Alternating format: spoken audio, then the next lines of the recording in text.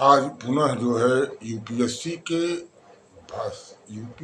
में आए भारतीय इतिहास के कुछ क्वेश्चनों का डिस्कशन करेंगे और उसके संबंध में संभावित रिप्लाई का भी चर्चा करेंगे।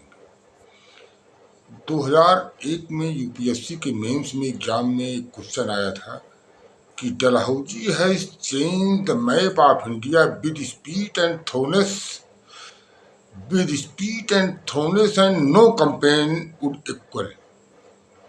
अर्थात लॉर्ड डलहौजी ने भारत के मानचित्र को इतनी तेजी के साथ चेंज कर दिया कि कोई भी अभियान इसकी बराबरी नहीं कर सकता। लॉर्ड डलहौजी 1848 में भारत का गवर्नर जनरल बन के आता है और 1848 से 1856 तक भारत का गवर्नर जनरल के रूप में भारत पर शासन करता है। उसके शासनकाल में कुछ महत्वपूर्ण घटनाएं हुई जिनकी आज हम चर्चा करेंगे। पहली घटना हुई पंजाब का विलय किया उसने 1849 में। दूसरा महाराजा दलीप सिंह को पेंशन देकर इंग्लैंड भेज दिया। कुशासन के आधार पर अवध का विलय कर लिया 1856 में और डॉक्ट्रिन ऑफ लैप्स के द्वारा सतारा, झांसी और नागपुर का विलय कर लिया। 1848 में सतारा का, 1853 में झांसी का और 1854 में नागपुर का विलय कर लिया। उसके शासनकाल की इन क्षेत्रीय विस्तारों के साथ उसने पूरे एडमिनिस्ट्रेशन के स्तर पर एकीकृत एडमिनिस्ट्रेटिव एंड रीजनल कंस्ट्रक्शन का निर्माण किया। केंद्रीय शासन प्रणाली और क्षेत्रीय संरचना का निर्माण किया। शिक्षा के क्षेत्र में विकास के इंफ्रास्ट्रक्चर के डेवलपमेंट के क्षेत्र में डलहौजी के कार्यकाल में भी विशेष कार्य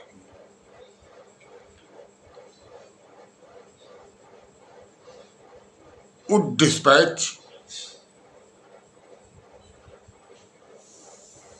1854 वुड डिस्पैच जिसके द्वारा आधुनिक पाश्चात्य शिक्षा का हिंदुस्तान में प्रारंभ होता है। प्राथमिक, माध्यमिक और विश्वविद्यालय स्तर की शिक्षा का विभाजन किया जाता है। 3 विश्वविद्यालय हिंदुस्तान में स्थापित होते हैं। शिक्षा के सुपरविजन के लिए लोक शिक्षा निदेशक का पद क्रिएट किया जाता है। रुड़की में आईआईटी की स्थापना की जाती है।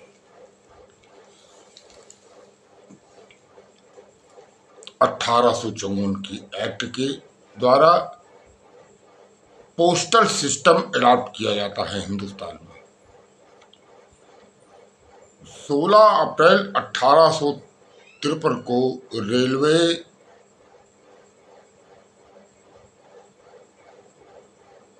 की स्थापना होती है। मुंबई से थाने तक की 34 किलोमीटर की पहली ट्रेन रन करती है हिंदुस्तान में, जिसमें मात्र 3 डिब्बे लगे होते हैं जिनका नाम था सिंध, साहब और सुल्तान। ये पहला जो पोस्टल और रेलवे एस्टेब्लिशमेंट हुआ, उससे इंग्लैंड में इस्पात उद्योग का भी विकास हुआ। इस विशाल राज्य की स्थापना के साथ संचार साधनों का भी विकास किया गया। संचार साधनों के द्वारा मिलिट्री एस्टेब्लिशमेंट के बीच संपर्क स्थापित किए जाने के लिए संचार व्यवस्था पर विशेष कार्य किए गए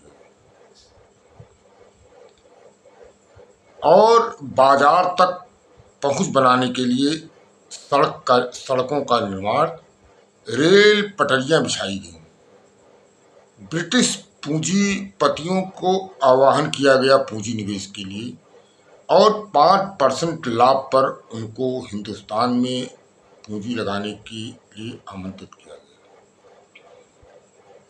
भारत के क्षेत्र विकास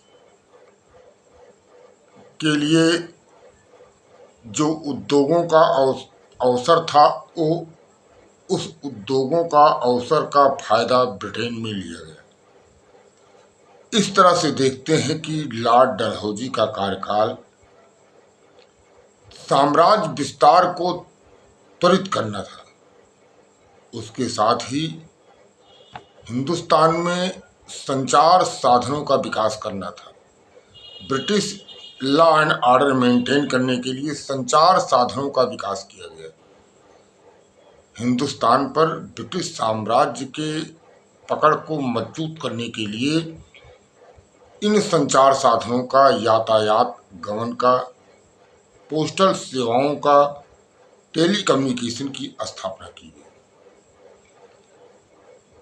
पाश्चात्य शिक्षा का विकास भी, आधुनिक शिक्षा का विकास भी ब्रिटिश साम्राज्य को चलाने के लिए कुशल प्रशासनिक ढांचे के निर्माण के लिए किया गया था। इस तरह से देखते हैं कि डलहौजी के शासनकाल में जो डॉक्ट्रिन ऑफ लैप्स और अन्य प्रशासनिक प्रयासों से, प्रशासनिक नीतियों से साम्राज्य का विस्तार किया गया, वह किसी भी ब्रिटिश अभियान के बराबरी नहीं कर सकता। कोई भी ब्रिटिश अभियान इस डलहौजी के क्षेत्रीय विस्तार का कोई भी मुकाबला नहीं कर सकता। कोई भी जो है इस तरह का कोई भी इतना प्रगतिशील, इतना तेजी के साथ विस्तार के लिए कोई अभियान डलहौजी के अभियान की बराबरी नहीं कर सकता। जिस तरह से 1848 में सिंध के विलय से लेकर दक्कन के सतारा, नागपुर, झांसी, अवध, उत्तर में अवध से लेकर जितनी तेजी के साथ उत्तरी और दक्षिणी भारत का ब्रिटिश साम्राज्य ने विस्तार किया, उतना उसके पहले किसी ब्रिटिश अभियान में संभव नहीं था।